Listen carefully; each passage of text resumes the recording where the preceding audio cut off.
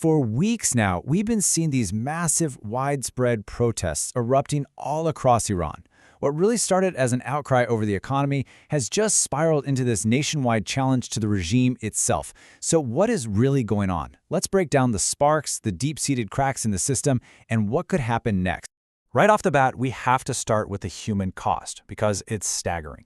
In just the first week of these demonstrations, rights groups were reporting that at least 31 people were killed, and that includes several children. So this isn't just some abstract political story. We're talking about life and death on the streets. That number really sets the stage for everything that follows. So how did we get here? Well, like a lot of modern uprisings, this one didn't start with some big political manifesto. It started with an economic shock that hit absolutely everyone, everywhere.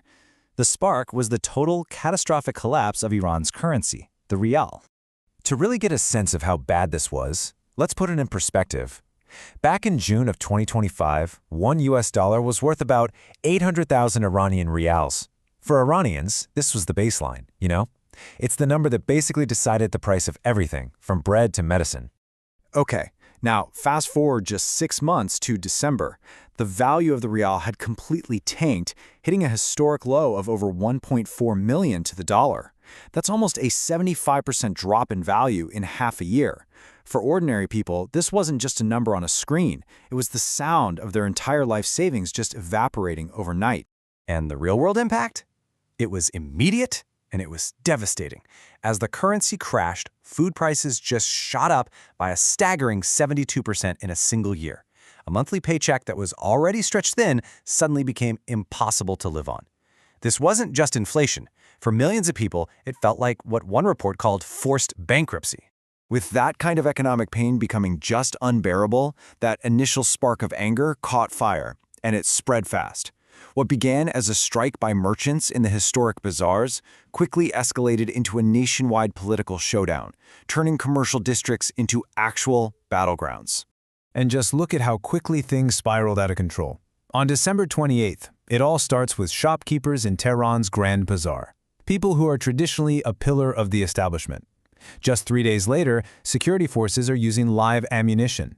Then, the funerals for those killed become new flashpoints, just fueling even more rage. And the real turning point comes on January 3rd, when the supreme leader himself addresses the nation. And his message was completely uncompromising. By calling protesters rioters who had to be put in their place, Ayatollah Khomeini basically gave a clear green light to the security forces. There wasn't going to be any dialogue, no concessions. That speech was the moment the state's response shifted from containment to a full-blown, violent crackdown. And the crackdown that followed was brutal and systematic. Human rights groups documented security forces literally raiding hospitals to arrest the wounded.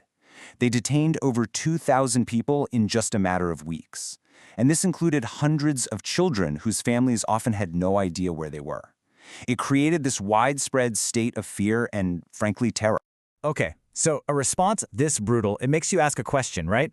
Why is the regime so afraid? To understand that, we need to look beyond just the protests themselves. See, these protests are really a symptom of much deeper, systemic cracks that have been forming for years, putting the entire system under an incredible amount of strain. A core problem, right at the heart of this, is the hollowing out of Iran's middle class. Years of sanctions and just bad mismanagement have caused it to shrink by as much as 17 percentage points. And that's not just an economic statistic. It represents a huge loss of social stability. You're losing the very group that often acts as a buffer against political chaos. A nation losing its middle class is a nation losing its balance. And on top of the economic decay, there's this profound crisis of legitimacy. The regime's main promise has always been security and resistance against foreign enemies. But it failed to prevent devastating Israeli and U.S. attacks in 2025. Its expensive network of regional proxies, it's pretty much fallen apart. This has led to public infighting, and even the leadership is now admitting that sanctions aren't the only cause of the country's problems.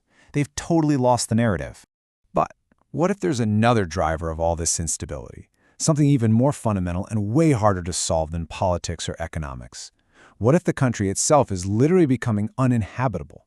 This right here is the existential threat that's looming over everything: environmental collapse. Decades of mismanagement and climate change have led to a catastrophic water crisis. Lake Urmia is the starkest example, but it's happening all over the country, with over 280 cities facing extreme water stress. This isn't some problem for the future. It's happening right now, and it's fueling desperation.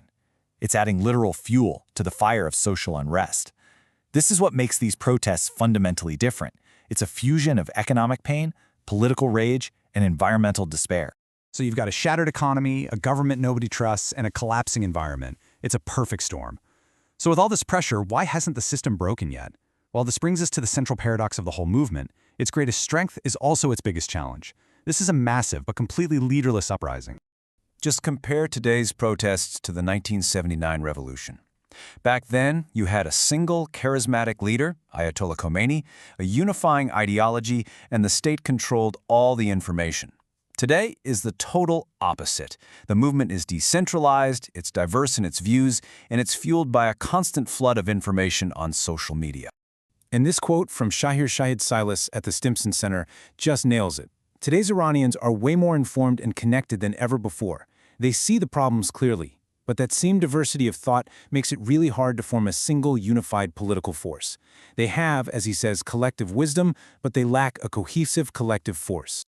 So this all leads us to the final critical question. What happens next? Iran is caught in this perfect storm of internal crises and external threats, and that makes its future incredibly uncertain and, honestly, pretty volatile. It really boils down to three key factors to watch. Internally, will the visible split between reformers and hardliners actually crack the regime apart?